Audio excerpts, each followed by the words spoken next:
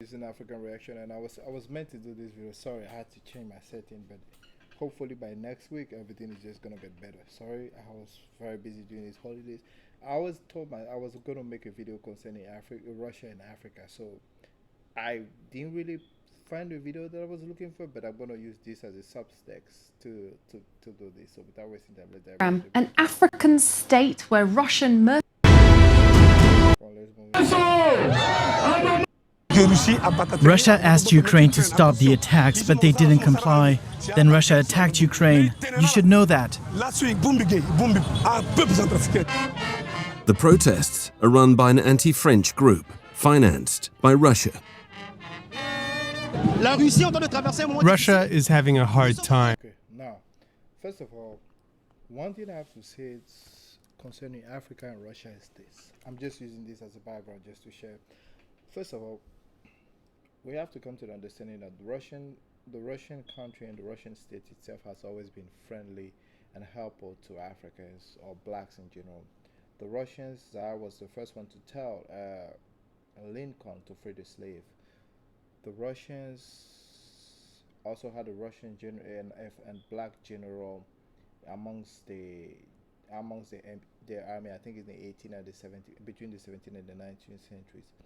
Russia has always allowed Africans and predominantly black Africans to come to Russia and study during the Cold War. That's where a lot of Africans and a lot of young Africans got an experience, get to discover another side of another side of the world apart from the Western civilization.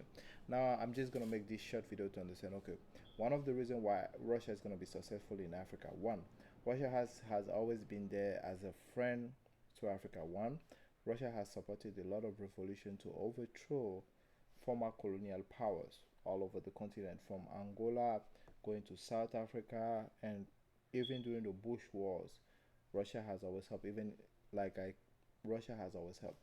The second reason why Russia is going to be successful is this: the Russians don't come to Africa with the mentality of superiority. That's one thing. And I was looking at this documentary on RT, and I really wish I can find this documentary. It shows the Russians come in Africa, and when they were in Central Africa, I had the time to genuinely observe it, and the Russians' behavior was beautiful. Why? Because even if you pay attention, you watch them, there is not that distinction between, okay, they are an occupying force or they're a dictatorship. They blend in. They simply, that's one of the questions, they blend in. The Russians blend in Africa. They might be white, but they don't have the attitude of we are white and you are black. It's never the same. It's just basic. They're blending. The second thing is the Russians will adapt, because when Westerners and for example, Western and intervention group come, they come with a lot of protocol and with a lot of standard. The Russians just come in like, okay, this is what we are working with. We're gonna pick up with there. They don't need a lot to work, and they don't realize all. They don't have this great need to just come with all of this thing. They just come, okay, we need to do this. What you have, okay, these are your facilities. Okay, let's go. The third thing is the Russians don't have any problem living amongst Africans. They have proven in Central African Republic. They have proven in various systems. They just show up. They don't. One of the main things that will make Russia very successful in Africa is because they don't come with that. We are here to dominate you. They come with here. We need a job to get done. We're gonna get the job done. But one of the side I like with the Russians are gonna tell you straightforward. We're not here to criticize you. We're not gonna here look down upon you. But there's a job that needs to get done, and in order for that job to get done, you're gonna have to do your part. We're gonna have to make it clear. You do your part, we will do our part. There is no other way around. This is the contract, and this is how it's gonna get done. That's it.